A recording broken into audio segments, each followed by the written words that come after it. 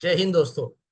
दोस्तों ऐसे कुछ हुआ कि अभी शाम के वक्त मैं कुछ काम से बाहर गया हुआ था और एक मित्र से मुलाकात हुई और जनरल बातें हुई जैसी चल रही है। और suddenly naturally topic of the day है कि voting is round the corner. तो मैं जानना चाह रहा था कि क्या व्यूज है उसकी। और उसने बड़ी अनिच्छा दिखाई वोटिंग करने के लिए। यानी आप समझते, आप भी शायद लोगों से मिलते होंगे जो कहते हैं कि क्या करना है, मेरे एक वोट से क्या फर्क पड़ेगा, एक्सेट्रा एक्सेट्रा। तो मैं बड़ा ट्रबल्ड हो गया कि इस एरा में ऐसा कोई सोचता है, और एक वो भी पढ़ा लिखा आदमी। तो मैंने कहा नहीं, कुछ तो अवेयरनेस लोगों को और बताने की जरूरत है, हम उस पर काम करेंगे, इसलिए मैं ये वीडियो बना रहा हूँ। तो प्लीज इसको देखिए और आप भी समझिए, इसमें कुछ एडिशन अगर करना होगा तो आप अपनी तरफ से ऐड करके मुझे फीडबैक दे सकते हैं। तो बात ऐसी है दोस्तों कि हम में से कई लोग वोटिंग का इंपॉर्टेंस नहीं समझते। वोटिंग से क्या होता है क्या नहीं होता उस विषय पे मैं नहीं जाना चाहूंगा, लेकिन मैं आज एक विषय ये बोलना चाहूंगा कि वोटिंग का राइट हमें कैसे मिला है ये हमें नहीं पता है। क्योंकि होता है ना, जो चीज हमें फुकट में मिल जाती है वो हम बड़े खुशी से उसको हम इग्नोर कर देते हैं, उसको वैल्यू नहीं करते हैं एक्सेट्रा। बट हमें जानना जरूरी है कि हमें वोटिंग राइट कैसे मिला। आप लोग जानते हैं कि हम लोग 15 अगस्त 1947 को मेरा देश स्वतंत्र हुआ। तो वोटिंग लिस्ट, इलेक्शन कमीशन, ये सब बाद में बना है। लेकिन आपको शायद ये नहीं पता है कि वोटिंग लिस्ट जो है वो उसके पहले बन गई। वोटिंग लिस्ट कैसी बनी थी? तो वोटिंग लिस्ट फर्स्ट टाइम 1937 में बनी थी। और जब 1937 में बनी थी तो वो वोटिंग लिस्ट कैसी थी, और जब देश स्वतंत्र हुआ उसके बाद में वोटिंग लिस्ट कैसी बनी, इसमें फर्क है। 1937 में जो इलेक्शंस, जो वोटिंग लिस्ट बनी थी वो प्रोविंशियल इलेक्शंस के लिए हुई थी। It was not a total general election, लेकिन उसमें हुआ ये था कि अलग अलग प्रांत थे, जैसे बंगाल प्रांत था, नॉर्थ वेस्ट फ्रंटियर था, पंजाब प्रांत था, मध्य भारत था, बंबई था। इन सब प्रांतों की अलग अलग प्रांतीय यानी प्रोविंशियल गवर्नमेंट्स आप जिसको बोलेंगे, उसका फॉर्मेशन हुआ था 1937 में। उसमें की कई सारी हिस्ट्रीज है, वो किसी और ऑडियो में। लेकिन उस वक्त जब वो वोटर लिस्ट बनी थी तो उस वोटर लिस्ट में जो बेसिस था वोटर लिस्ट बनने के लिए, उसके लिए तीन क्राइटेरिया थे। पहला क्राइटेरिया ये था कि जो व्यक्ति ग्रेजुएट है। दूसरा क्राइटेरिया ये था कि जिसके पास में प्रॉपर्टी है। और तीसरा ये था कि जो इनकम टैक्स पे करता है। नेचुरली प्रॉपर्टी का डेफिनेशन भी ये था कि जो प्रॉपर्टी जिसके पास है और जो म्युनिसिपल टैक्स पे करता है। अब ये तीन कारणों के कारण उसका नाम वोटर लिस्ट में इंक्लूड हुआ जा सकता था। तो यही बात चलते रही जब तक देश स्वतंत्र हुआ। जब देश स्वतंत्र हुआ तब नेहरू जी ने लीड ली और उन्होंने कहा था कि अभी ये मेरे हाथ में ये गवर्नेंस का रिस्पॉन्सिबिलिटी आ गया है। और उन्होंने इंस्ट्रक्शंस इशू करना चालू किया, और voter list was one of the important things. आप ये समझ लीजिए, क्योंकि कॉन्स्टिट्यूशन ही नहीं बना था। जब कॉन्स्टिट्यूशन नहीं बना था तो इलेक्शन की इंस्टीट्यूशंस कैसी बनती? तो उन्होंने एक साहब, राव साहब थे, उनको उन्होंने रिस्पॉन्सिबिलिटी दी और उनको बताया कि मैं तुम्हें सेक्रेटरी इलेक्शन अपॉइंट कर रहा हूँ। और वो सेक्रेटरी इलेक्शंस को रिस्पॉन्सिबिलिटी दी गई कि वो वोटर लिस्ट नहीं बनाएंगे।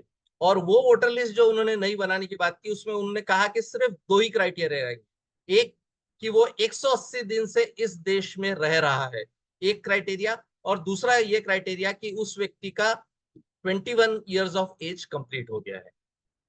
जब उन्होंने ये इंस्ट्रक्शन इशू किया तो उनको पता था कि काफी सारी मुसीबत रहेगी, तकलीफें रहेगी। तब जो रिसोर्सेज अवेलेबल थे, आज के जैसी टेक्नोलॉजी तो थी नहीं, लेकिन तब जो रिसोर्सेज अवेलेबल थे, गांव गांव में उन्होंने ले जाके दवंडी पिटवाई और लोगों को वहां पे जाके लोगों को बताया, सो ढोल बजाए गए, लोगों को बताया गया कि आके यहाँ यहाँ आपको आपका नाम लिखने का है और वो नाम लिख के बताया जाएगा। उसमें भी अड़चने थी, क्योंकि तीन चीजें तो बहुत क्लियर थी कि भैया हमको कोई धर्म का भेद करने का नहीं है। हमको सिर्फ ये आदमी यहाँ पे कब से रहता है ये देखना, इस आदमी का 21 ईयर्स ऑफ एज हुआ है कि नहीं। तो डेफिनेटली वहां पे भी एक चैलेंज था, क्योंकि लोगों के पास सर्टिफिकेट नहीं थे कि कहाँ से पता लगाएगा कि इसकी उम्र 21 ईयर्स है या नहीं है। तो अलग अलग तरीके ढूंढे गए। तरीके मिसाल के तौर पर ऐसा था कि for example they just mention कि आप पता लगाओ कि कुछ अपने बचपन के वाकये बताओ। तो उसमें से कहीं हुआ था कि कहीं बाढ़ आई थी, कहीं पैंडेमिक हुआ था, कहीं कोई दुर्घटना हुई थी, कहीं कोई विजिट करने आया था, कोई रैली हुई थी, कोई एजिटेशन हुआ था। ये सब चीजों का रेफरेंस लिया गया और वो बच्चे को पूछा गया कि ठीक है, इसमें तुम गए थे तो तुम्हारे पिताजी लेके गए थे, तो तुमको फिर कैसे लिए गए थे, तुम बैलबंडी में बैठ के गए थे, पैदल चले थे, कि आपको गोदी में लिया गया था, एक्सेट्रा एक्सेट्रा, ये सब चीजें। अब आप कई चीजें कॉन्टेस्ट करोगे, कह रही है कैसे पॉसिबल, लेकिन ऐसे मैं फॉर एग्जाम्पल बता रहा हूँ, ये तरीके थे जिससे एस्टेब्लिश किया। जो आदमी दिखने के लिए 30 साल 40 साल का दिखता है उसकी तो एज ओके थी, लेकिन ये जो 21 ईयर्स के आसपास वाले जो लगते हैं, आप समझिए ना, करीब 18-19 साल के एज के और 22-23 साल के बीच के इसके, तो इनके लिए जो चैलेंजेस थे उसके लिए उन्होंने अलग अलग सोल्यूशन निकाला। उनको कई कई सारी चीजें पूछी गई, लोगों ने सवाल पूछे थे, वो जो मशीनरी थी उस मशीनरी बहुत मेहनत की और फिर पूरी लिस्ट बनाई गई।